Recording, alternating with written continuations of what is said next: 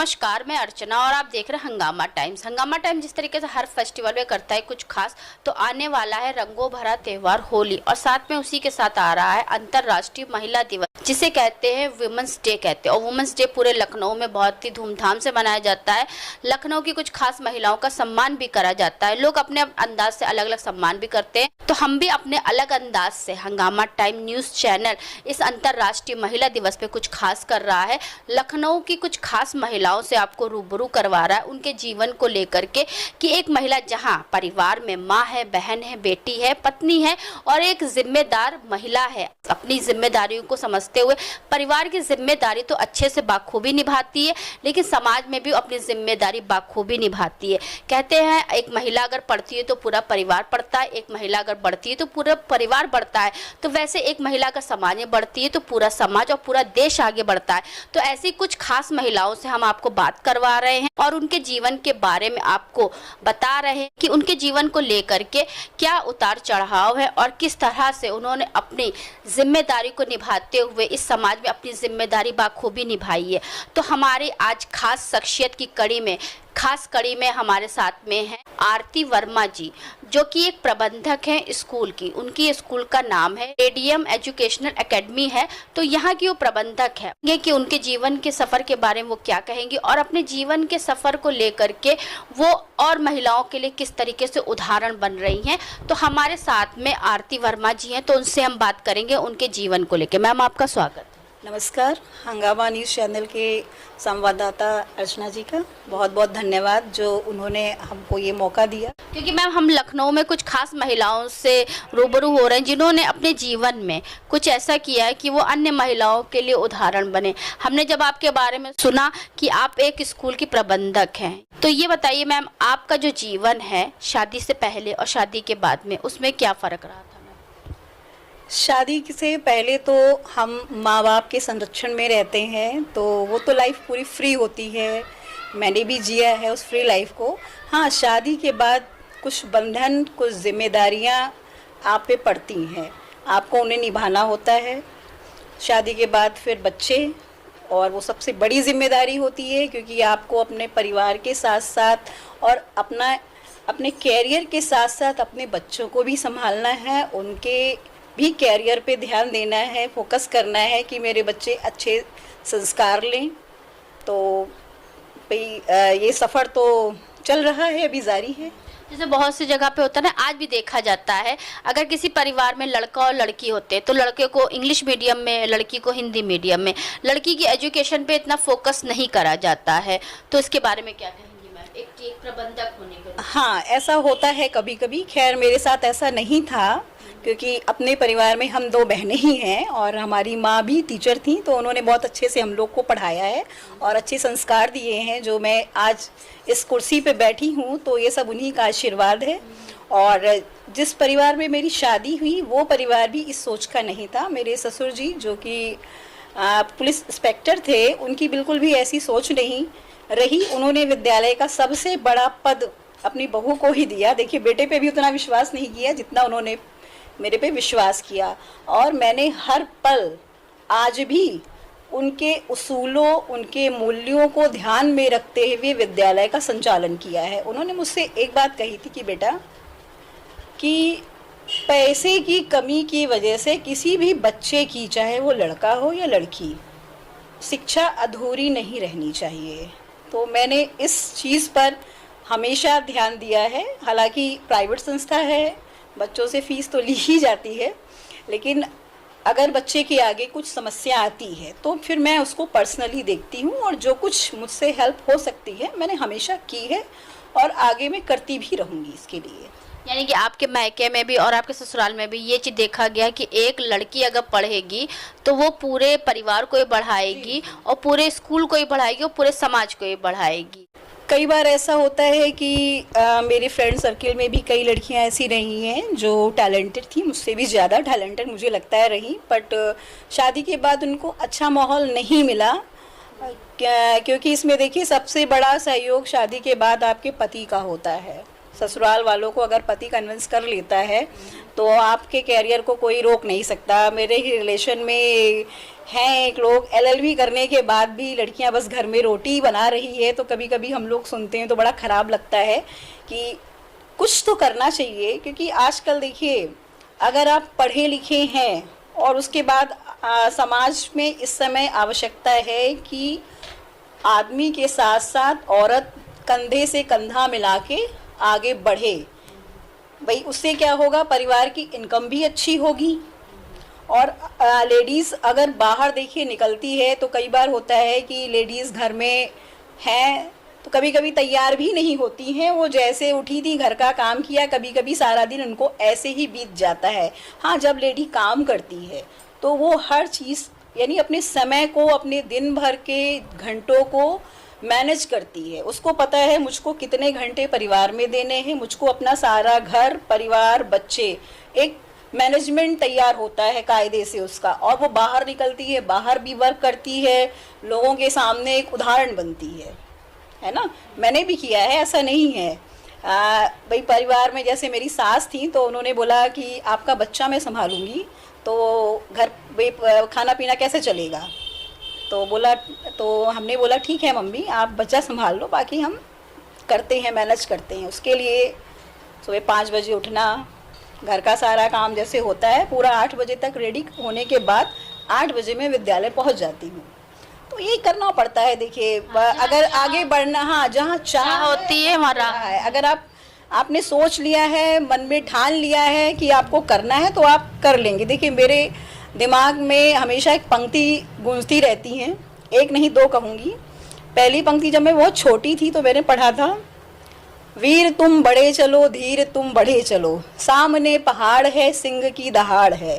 तो जब कभी ऐसा लगता है कि बहुत सारी परिस्थितियां हो गई, क्योंकि हमेशा देखिए समय सामान्य नहीं रहता है ना, उतार चढ़ाव जिंदगी में आते रहते हैं। जैसे स्कूल में आपकी परीक्षा होती है तो आपको पता है कि मेरे पेपर में ये आना है, लेकिन आपकी लाइफ, हर दिन आप एग्ज़ाम दे रहे हो, हर दिन आप उठते हो, हर दिन आपके लिए नई परिस्थितियां होती हैं, एक जैसी नहीं होती हैं। और एक लेडीज़ के सामने तो ख़ास तौर पर, क्योंकि उसको अपना फिजिकली भी देखना है, मेंटली भी अपने आप को मजबूत रखना है, और परिवार और घर बाहर तो दोनों उसको मैनेज करना ही करना है।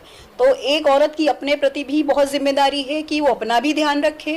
तो टाइम मैनेजमेंट बहुत जरूरी है। यही चीज कर रहे हैं मैम इस वुमेन्स डे पे कि एक औरत की, एक लड़की की, एक महिला की अपने प्रति अपनी जिम्मेदारी क्या है। जैसे वो बच्चों को पढ़ाती है, परिवार भी सब चीज़ें देखती है, तो अपना खाना, अपनी पढ़ाई, अपना सम्मान और अपनी व्यवस्था। क्योंकि आजकल जो सम्मान होता है, अगर हम सम्मान किसी को देते हैं तो हम सम्मान के अधिकारी भी होते हैं, तो महिला खुद ही सम्मान की अधिकारी होती है। जी, आप देखिए किसी भी महिला का सम्मान उसके हाथ में है। हमें अपने संस्कारों से जुड़े रहना है। पढ़ने लिखने का ये मतलब नहीं है कि आपने बाल कटा लिए, छोटे छोटे कपड़े पहन लिए, हम मॉडर्न हो गए।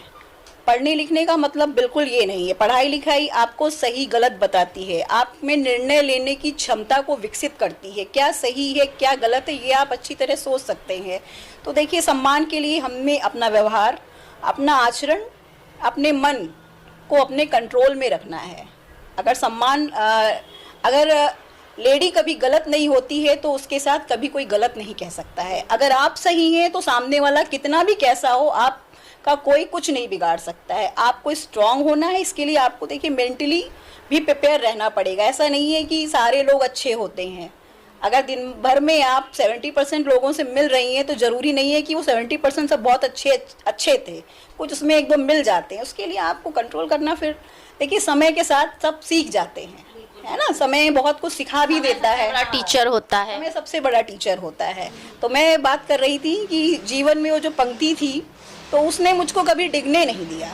और जब कभी निराशा के भाव भी मन में आते हैं तो निराला जी की कविता है, नर हो न निराश करो मन को, कुछ काम करो कुछ काम करो, है ना। तो ये सब पंक्तियाँ जीवन में कभी भी लगता है कि आज परेशानी है मेंटली कुछ, तो ये दोनों पंक्तियां जो हैं मेरी मेंटली आप इसको दवाई कह सकते हैं, जो मुझको आगे बढ़ने पे प्रेरित करती हैं कि आगे बढ़ने के लिए मैं उठूं और ये सब जो समस्याएं आ रही हैं इनको झाड़िए इधर उधर और आगे बढ़िए। बस काम में लगे रहिए, सारी परेशानियां खुद चली जाएंगी। देखिए कोई भी समस्या आती है तो उसका सलूशन साथ में होता है, समस्या है तो समाधान भी होता है। समाधान भी है। तो कभी भी अपने आप को बहुत कमजोर नहीं समझना है, आराम से बैठिए, सोचिए क्या समस्या है। जीवन में सीखी गई कोई भी शिक्षा, कोई भी हुनर कभी भी बेकार नहीं होता है। अगर आप उसको यूज करें तो आपको भाई जीवन में कहीं ना कहीं सफलता तो मिलेगी। और देखिए सफलता कोई रखी हुई चीज़ नहीं है कि आपने लिया और बस आपको मिल गई सफलता। सफलता के लिए बहुत मेहनत करनी पड़ती है। गांधी जी ने भी भारत को आज़ाद कराने के लिए बहुत मेहनत की है ना। तो मैम ये तो चलिए आपके जीवन के आपके स्कूल के बारे में हम जानते हैं कि जैसे यहाँ पे आप प्रबंधक हैं, तो जैसे कहते नहीं है कि एक लड़की जब पढ़ती तो पूरा परिवार पढ़ता है, और जब तक हमारी शिक्षा मजबूत नहीं होगी तब तक हम किसी इमारत के जो है निर्माण नहीं कर सकते। नींव जब मजबूत होगी तो इमारत ही मजबूत बनेगी। तो यहाँ पे जैसे आपके जो स्कूल में अगर जैसे कुछ लड़कियाँ ऐसी होती हैं जो प्रतिभाशाली होती हैं या फिर उनके घर में कोई दिक्कत परेशानी होती है पैसों को लेकर के, तो इसके समस्या का समाधान कैसे करें? जी, कभी कभी ऐसी समस्याएं आई हैं कि बच्चे पढ़ने में अच्छे हैं। अभी भी कई बच्चे ऐसे हैं मेरे पास कि फादर उतने नहीं कर पा रहे हैं, 2-3 बच्चे हो जाते हैं और लड़कियां हैं गर्ल्स, तो पेरेंट्स भी सोचते हैं कि हम लड़कियों पे इतना नहीं वेस्ट करें। पर मुझे लगता है कि बच्चा टैलेंटेड है तो भाई उनकी फ़ीस में कंसेशन करके हम उनको हेल्प देते हैं। तो सिर्फ लड़कियों पे फोकस करती हैं, लड़कों पे नहीं? ये सुविधा तो लड़की और लड़कियों दोनों के लिए है, क्योंकि मेरे पास देखिए क्लास 8 तक के बच्चे होते हैं 15 से 16 साल, जो टैलेंट कहते नहीं, टैलेंट जगाना भी हमें है और आगे बढ़ाना भी हमें है। तो उनको जो है हम लोग सपोर्ट करते हैं। ऐसे बच्चों को हम लोग क्या, हमारा विद्यालय हमेशा ऐसे बच्चों को सपोर्ट करता है। हमारे डायरेक्टर सर, और मैंने आपसे पहले भी बताया कि जो विद्यालय के संस्थापक हैं स्वर्गीय हरिश्चंद्र वर्मा जी, उन्होंने मुझसे जो बात कही थी कि पैसे की वजह से कोई भी बच्चा कभी अनपढ़ ना रह जाए, उसकी पढ़ाई बीच में ना छूटे, तो मैंने उस चीज़ को हमेशा ध्यान में रखा है। अब इस समय प्रबंधक हैं अपने स्कूल की, तो इसके पहले कहीं आपने जॉब करी या फिर किसी स्कूल में टीचर रही, उसके बारे में बताइए। जी, वैसे तो जॉब की है मैंने। एमए के बाद 2001 में मैंने एमए किया एजुकेशन से, और उसके बाद 2002 में मेरी शादी हो गई। शादी के 2 साल तो कुछ नहीं किया मैंने। 2004 में मेरी बेटी हुई, और 2004 में जब मेरी बेटी 1 साल की हो गई तब मुझे लगा कि, क्योंकि मैं पढ़ने वाली बच्ची थी, मम्मी भी मेरी टीचर थी, तो ये हुआ कि भाई क्या किया जाए सारा दिन। तो मैंने पहले अपनी सास से पूछा जॉब के लिए, तो उन्होंने कहा नहीं, हमारे यहाँ लेडीज़ जॉब नहीं करती हैं। फिर मैंने फादर इन लॉ से अपने पूछा, तो उन्होंने कहा ठीक है बेटा, अगर आपको करना है तो आप जा सकते हैं। हस्बैंड ने सपोर्ट किया, उन्होंने आसपास, घर के आसपास प्राइवेट स्कूल में मालूम किया, क्योंकि पापा का भी ये कहना था कि बेटा देखो, स्कूल अगर आपको खोलना है तो जो आपने पढ़ाई की है वो तो आपकी हो गई जो है पढ़ाई वाली शिक्षा, लेकिन उसका जो भौतिक कैसे उसको मैनेज करना है ये आपको सीखना पड़ेगा। इसके लिए मैंने जो है अतुल मेमोरियल इंटर कॉलेज में 6 महीने अध्यापन कार्य किया है। वहाँ के प्रबंधक भी बहुत अच्छे थे, द्विवेदी जी थे, फुल नाम इस समय मुझे याद नहीं है, उनकी बेटी मैनेज करती थी, कल्पना द्विवेदी नाम था उनका, बहुत अच्छी थी वो भी। तो मैंने उनसे बहुत कुछ सीखा और मैं अपने विद्यालय में वो अप्लाई करती हूँ। बहुत अच्छी बात है, यानी कि सीखने की कोई उम्र नहीं होती। अगर आप सीखते रहिए और अच्छे काम को निरंतर आगे बढ़ाते रहिए तो आप तो बढ़ेंगे, साथ में आपका परिवार ही बढ़ेगा और समाज ही बढ़ेगा। तो हम चलते चलते आखिरी सवाल आपसे पूछना चाहेंगे, इस अंतर्राष्ट्रीय महिला दिवस पे जो महिलाएं आपको देख रही हैं तो उनको क्या संदेश देना चाहेंगी और किस तरह से महिलाओं को जागरूक करना चाहेंगी? सबसे पहले तो 2023 के अंतर्राष्ट्रीय महिला दिवस पर सभी महिलाओं को बहुत बहुत बधाई। और मैं ये कहना चाहूँगी कि रुके नहीं, हमेशा आगे बढ़ते रहें और कुछ ना कुछ करना है। महिला हैं तो ये मत सोचिए कि महिला हैं तो हम घर में ही रहें। महिला होना, घर में रहना, ये दोनों आपस में पर्याय नहीं है। आप महिला हैं, अपने आप को साबित करें, अपनी प्रतिभा को लोगों तक पहुंचाएं, भले ही वो पैसे के लिए ना हो, क्योंकि उसमें देखिए अपनी आत्मसंतुष्टि मिलती है। महिला अगर काम करती है तो उसके अंदर कॉन्फिडेंस आता है, उसके बच्चों के अंदर भी कॉन्फिडेंस आता है कि मेरी माँ वर्किंग है। आजकल मैं बच्चों से कभी क्वेश्चन करती हूँ तो ज़्यादातर बच्चे कॉन्फिडेंस के साथ ये आंसर देना पसंद करते हैं कि मेरी माँ वर्किंग है, ना कि हाउसवाइफ। क्योंकि बच्चे भी कहीं सकुचा के ही बोलते हैं मम्मी हाउसवाइफ। तो मैंने ये चीज़ महसूस की है कि आजकल के जो बच्चे हैं वो चाहते हैं कि मेरे माँ बाप दोनों वर्किंग रहें। यानी कि आगे वो देखना चाहते हैं कि मेरे माँ बाप जो है एक ऐसे माँ बाप हो जो दूसरों के सामने उदाहरण हो। तो मैम एक सवाल और आपसे पूछेंगे, जो आपके स्कूल का नाम है तो उसका किसने नामकरण किया उसका? मैम अपने विद्यालय का नामकरण मैंने स्वयं ही किया है, radiant educational academy. Radiant means होता है सूरज की पहली किरणें जो विश्व में फैलती हैं, और एजुकेशनल शैक्षिक संस्थान, सूरज की किरणों के समान शिक्षा को फैलाने वाला संस्थान। तो हमारे विद्यालय का यही अर्थ है अर्चना जी। बहुत अच्छी बात है।